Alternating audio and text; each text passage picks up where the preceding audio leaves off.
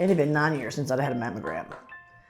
And my doctor, I went in for my yearly checkup, and had she not made me an appointment for that day for the mammogram and just given me the order as normal, I probably wouldn't have went then. And my mother had breast cancer. But I was just one of those people that really bad about procrastinating. Last October, she came in for her annual physical and got home that night and she told me about it. It was shocking. As many women that I have seen go through this every year at Power of Pink when they stand up, no, I didn't include myself in that group. Well, at first I kind of didn't want to believe it. I mean, it's, you know, you hear about those things out there in the world and don't ever think it happened to someone close to you. So it was just something I had to hear it again a couple of times just to make sure it was for real. And she came in and said they diagnosed her for breast cancer. And boy, I don't know, it just went berserk. And my baby boy, he was doing all that crying and, you know, hooping and hollering, so I just said we just put it in the Lord's hand. The surgeon that did the biopsy actually was the one that broke the news, and I was in the doctor's office with her when that happened.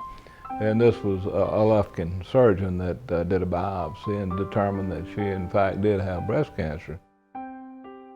He asked me if I was okay, and I told him yes, I really wasn't. We didn't know how much or what the involvement was totally. We just heard the word cancer. The first thing you want to find out is, how serious is it? You know, what's the next step? You know, what do we do now? I was afraid I was going to die. I didn't want to die. And I don't know if that's every woman's thought at the beginning when they first hear it, but it is. It's a scary feeling. We were able to be in there when they diagnosed her with the triple negative. Again, it was sounded scary and said it was one of the rare ones, so it's like, again, it's kind of one of those things that hit you. Immediately it was, what do I do? You know, how can I help? Because, you know, dads are supposed to fix things. But it was apparent there was not something that I could fix. You can't help but, you know, have these visions about, you know, possibly your wife being in bed and being incapacitated for an extended period of time, and then, you know, maybe losing the battle, because we've all witnessed that. Everyone's witnessed that with friends and our family. And when we met Dr. Cosio, she said, I'm going to tell you we're going to beat this. She said, but I'm going to hit you what we call the whole alphabet, the alphabet soup of chemo. We're like, wow. So they did. They hit her with every chemo they had. I researched it. She told me what type it was. I found out it was a non-invasive type, that it was the most common type of breast cancer, and they found it really early. It was really small, and that everything I read and discovered was, obviously everything's serious, right, especially when it comes to cancer, but it wasn't as serious as it could have been. Well, when you think of cancer like that, you think you're gonna lose a loved one. I mean, that's where I figured, but after we talked to the doctor and everything, so that kind of relieved me a little bit. But she ain't through yet.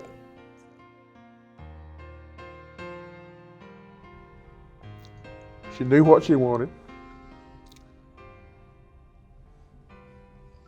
And now it was my job to help her. And typically, when she had a treatment, she would be down for about the day she had it, and then maybe 2 more days. And thanks to the new drugs they have now for the nausea and symptoms, you can get treatment for the nausea, and you can buy hair. It was falling in bits and pieces. So one day I told my sister, I think I'm ready to take it off because it's just gonna be easier. And everyone said, it doesn't matter how you look, you're the same person. And I have a picture that my little niece, his daughter, put on, because I used to wear a cap because I would stay cold. And she said one day, I'm gonna wear a cap because it makes you look beautiful and I'm gonna look just as beautiful as you. There were times where she was so weak and you know, she would get to the point where she just didn't know if she could continue. And I kept reassuring her, and I felt like that I wasn't saying enough, but I just kept on, and because I wasn't going to lose her.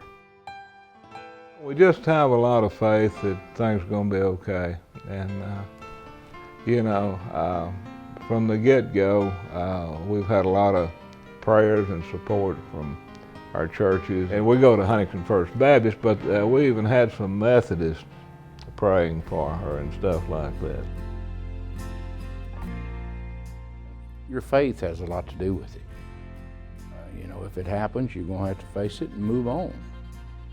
And surely don't give up. While she was laying there or sitting there, I'd sit there and pray. Just pray over her, pray with her, pray for us. A lot of time, well, every day.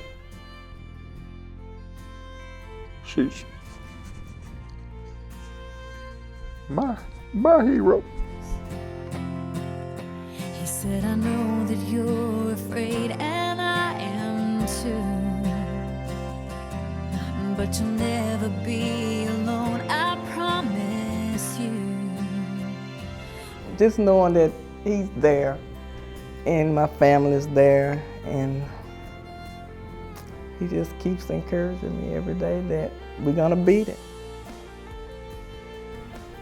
I think that I'd ever told him, but just the reaction that I got after the diagnosis was that we hugged and it was okay, and I could tell that having the mastectomy made no difference.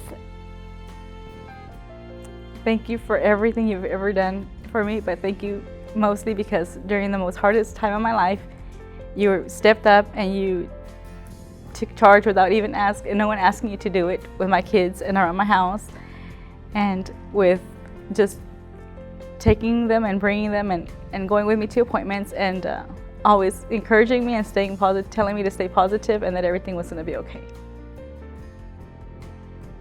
I did discover, though, one thing that's for certain, that I found out that he loved me more than his cows. That's the one thing I did find out. He gave me more time than the cows. They were neglected.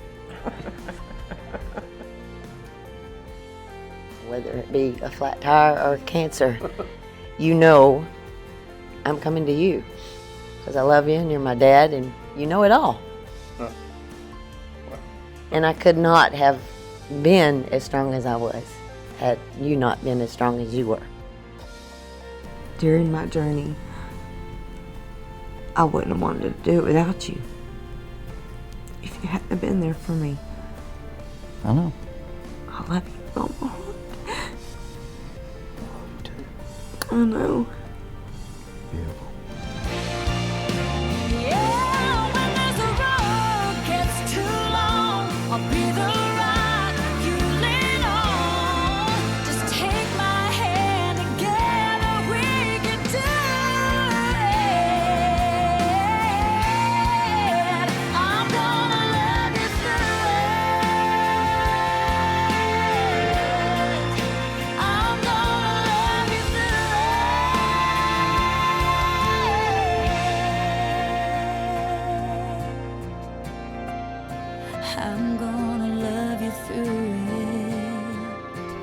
You are my world.